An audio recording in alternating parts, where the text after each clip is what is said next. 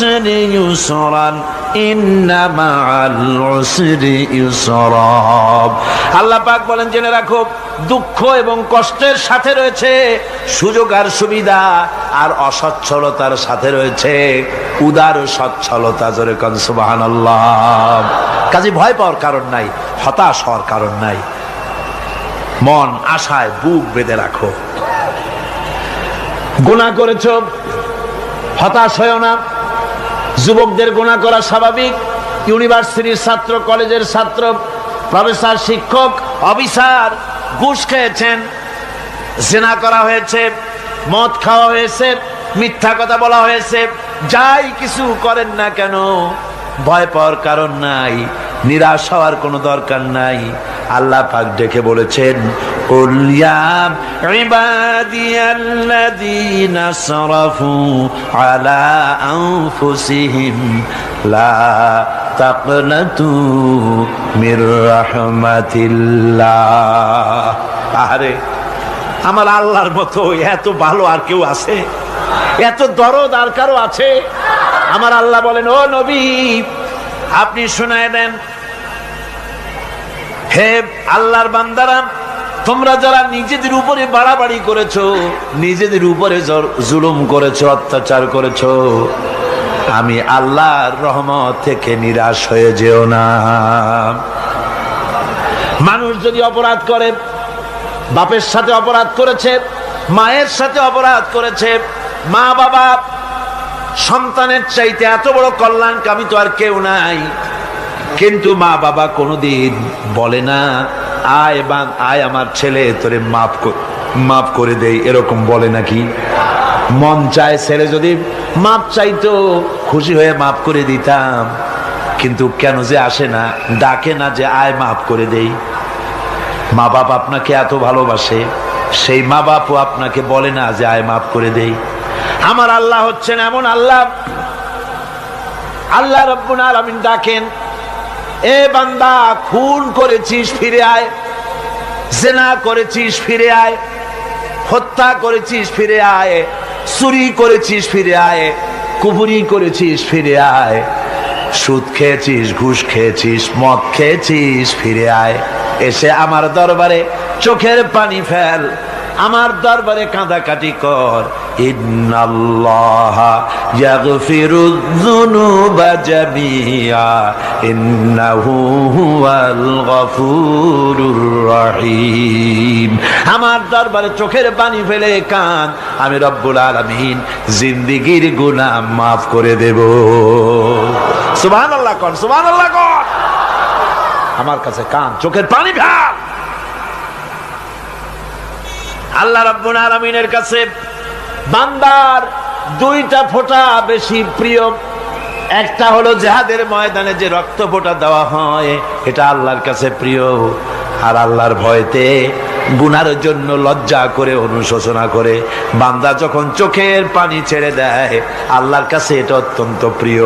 নবীজি বলেছেন বান্দা যখন গুনার ভয়তে, আল্লাহর ভয়তে, জাহান্নামের ভয়তে অনুশোচনা করে যখন চোখ দিয়া পানি ছেড়ে দেয়, ওই চোখের পানি নাকের অর্ধেক আসতে না আসতে আল্লাহ রাব্বুল আলামিন বান্দারে মাফ করে দেন। আল্লাহ বরদাস্ত করতে পারেন না যে বান্দা কান্দু। আমার ভাইরা, আল্লাহ রহমত এই পৃথিবীতে, আল্লাহ রহমতকে 100 ভাগ করা হয়েছে। আল্লাহ রহমতের কত ভাগ? এই 100 ভাগের 1 ভাগ সারা পৃথিবীতে ছড়াই দেওয়া হয়েছে। আর 99 ভাগ কার কাছে? আল্লাহর কাছে। একটা ভাগ দুনিয়া ছড়ানো হয়েছে আদম আলাইহিস সালাম থেকে নিয়ে এই পর্যন্ত, এখান থেকে নিয়ে কিয়ামত পর্যন্ত পৃথিবীতে যত মানুষ আসবে, যত প্রাণী আসবে, তাদের মধ্যে প্রাণী জগতেও গাবি তার বাছুরকে ভালোবাসে ঠিক কিনা, হাতি তার বাচ্চাকে ভালোবাসে ঠিক কিনা, মুরগি তার বাচ্চাকে ভালোবাসে কিনা, প্রত্যেক মাই তার সন্তানকে ভালোবাসে মানুষের মতো। এই ভালোবাসা, স্নেহ, এই মমতা, এই করুণা, এই মহব্বত একটা ভাগ দুনিয়ায় দেওয়ার পর আপনি আর আমি যতটুকুন ভাগে পেয়েছি সেই মহব্বতে, স্ত্রীর মহব্বতে অস্থির, মায়ের মহব্বতে অস্থির, সন্তানের মহব্বতে অস্থির। এখন চিন্তা করেন, একটা ভাগ সারা পৃথিবীতে বিতরণ করার পর যেটুক পেয়েছি তাতে যদি এত মহব্বত হয়, তাহলে এর 99 ভাগ মহব্বত যে আল্লাহর কাছে জমা আছে, এই বান্দার জন্য তার কত মহব্বত, এই বান্দার জন্য কত করুণা তার, কত মহব্বত তার, কত দয়া তার। এজন্য আল্লাহ রাব্বুল আলামিন বলেছেন, নাব্বি ইবাদি আন্নী আনাল গফুরুর রহিম। ও আমার নবী, সুসংবাদ দিয়ে দাও, বান্দাদেরকে শোনায় দাও যে আমি আল্লাহ তাআলা ক্ষমাশীল আর দয়াবান। হুজুর কাঁদতেছিলেন, হযরত ওমর রাদিয়াল্লাহু তাআলা আনহু এসে দেখেন হুজুর একা কাঁদতেছে। হুজুর জিজ্ঞেস করছেন, হযরত ওমর জিজ্ঞেস করলেন, হুজুর আপনি কাঁদেন কেন একা একা?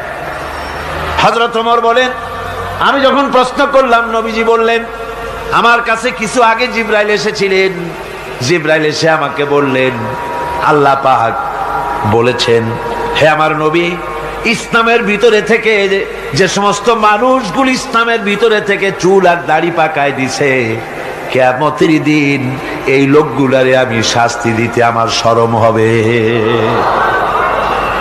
হযরত ওমর বলেন, হুজুর উম্মতের জন্য কত বড় খোঁজ খবর এটা, আর আপনি কাঁদতেছেন।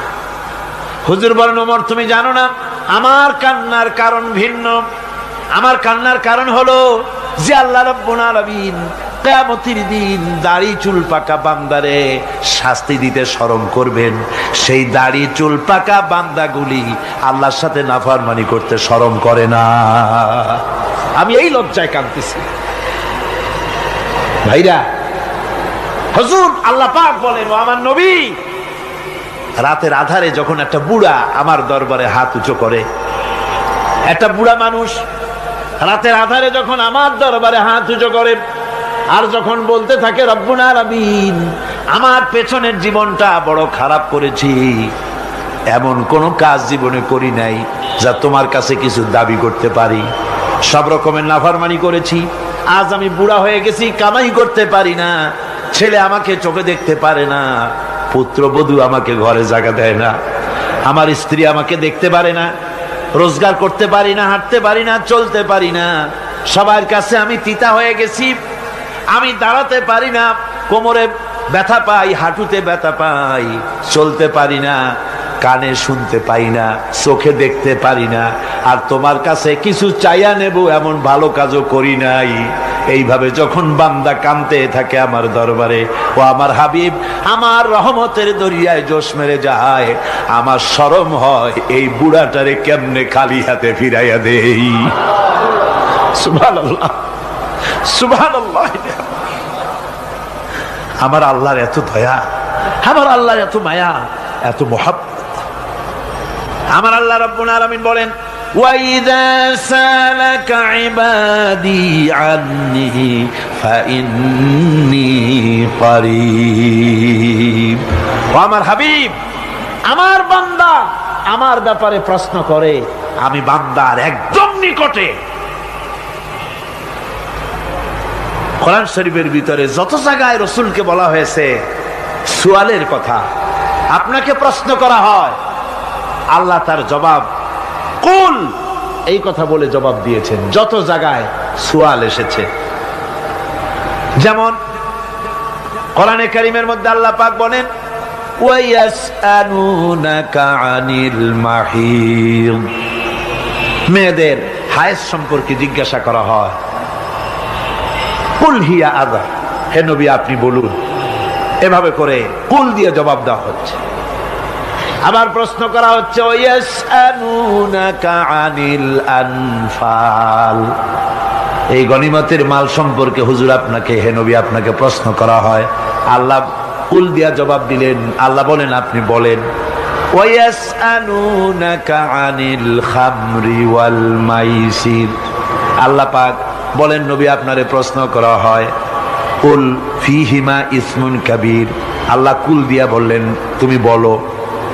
আবার বলা হলো ওয়ায়াসআলুনাকা আনিল আহিল্লা, কুল হিয়া মাওয়াকিতু লিন্নাস। ও নবী, আপনাকে প্রশ্ন করা হয় চাঁদের ক্রমবর্ধমান এবং ক্রমহ্রাস, এই যে বাড়ে আর কমে, পূর্ণিমা হয় অমাবস্যা হয়, কেন হয়? আপনি বলুন কুল, আপনি বলেন এটা আমি অর্থ এবং সময়, বছর আর দিন গণনা করার জন্য পৃথিবীবাসীদের জন্য বিনা পয়সায় একটা ক্যালেন্ডার বানাইয়া আকাশে ঝুলাই রেখেছি। এভাবে যত জায়গায় এসেছে আপনাকে প্রশ্ন করা হয়, তত জায়গায় আল্লাহ জবাব দিয়েছেন কুল, আপনি বলেন। গোটা কোরআন শরীফের ভিতরে এই একটি মাত্র জায়গা যেখানে বলা হয়েছে আপনাকে প্রশ্ন করা হয়। আল্লাহ এখানে বলতে পারতেন কুল, আপনি বলেন, আল্লাহ তোমাদের নিকটবর্তী, এভাবে জবাব হয় নাই। এটা কায়দাটা হলো এই, আল্লাহ বলতেছেন ওয়াইজা সালাকা ইবাদি, ও আমার নবী, প্রশ্ন তো আমার বান্দারা আমার ব্যাপারে করেছে, এবার আপনার জবাবের কোনো দরকার নাই। প্রশ্ন আমার ব্যাপারে, আমি নিজে জবাব দিয়ে দেই, ফা ইন্নী কারীব।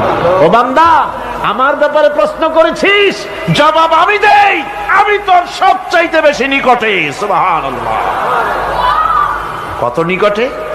وَنَحْنُ أَقْرَبُ إِلَيْهِ مِنْ حَبْلِ الْوَرِيدِ। তোর যে রগ, এই শাহরগের চাইতেও আমি তোর বেশি কাছে। সুবহানাল্লাহ।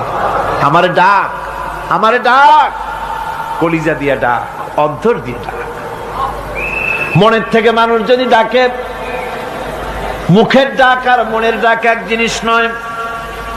দিল সে जो बात निकलती है असर रखती है पर नहीं मगर ताकते परवाज रखती है। দিল থেকে যে কথা বেরোয় তা প্রভাব বিস্তার করে, ডানা নাই কিন্তু ওড়ার ক্ষমতা রাখে।